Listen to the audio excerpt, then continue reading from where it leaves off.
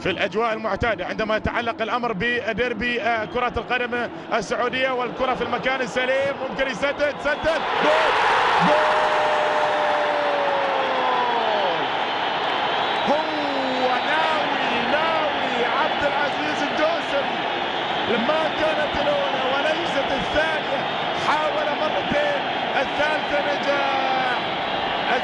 نجاح، والهلال ينجح أولا في التسجيل في مباراة اليوم، لكن استقبال الكرة النوايا كانت واضحة، والتصفيق يأتي من ياسر الجحطاني. استقبال الكرة بهذه الصورة، يا سلام!